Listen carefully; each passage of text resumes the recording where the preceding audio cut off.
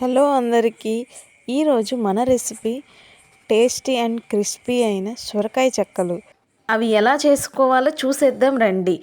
ముందుగా సొరకాయను చెక్కు తీసుకొని చిన్న చిన్న ముక్కలుగా కోసి కచ్చా పచ్చాగా మిక్సీ పట్టుకోవాలి, లేదా సొరకాయను తురుముకోవచ్చు కూడా. ఒక ప్యాన్లో సొరకాయకి తగ్గట్టుగా వరిపిండిని వేసుకోవాలి. మిక్సీ పట్టిన మిశ్రమాన్ని పిండిలో వేయాలి. అదే జార్లో పచ్చిమిరపకాయలు, ఉప్పు, అల్లం వేసి మెత్తగా మిక్సీ పట్టుకోవాలి.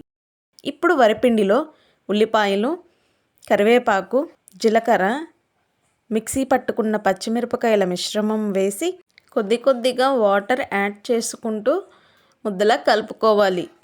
ఇప్పుడు డీప్ ఫ్రైకి ఆయిల్ పెట్టుకొని మీడియం సైజులో ఉండలు చేసుకొని ఏదైనా కవర్ మీద పెట్టి ప్రెస్ చేసుకొని ఆయిల్ హీట్ అయ్యాక అందులో వేసుకొని రెండు వైపులా బాగా కాల్చుకోవాలి. అంతే, సొరకాయ చెక్కలు రెడీ. వీడియో నచ్చితే లైక్ చేయండి.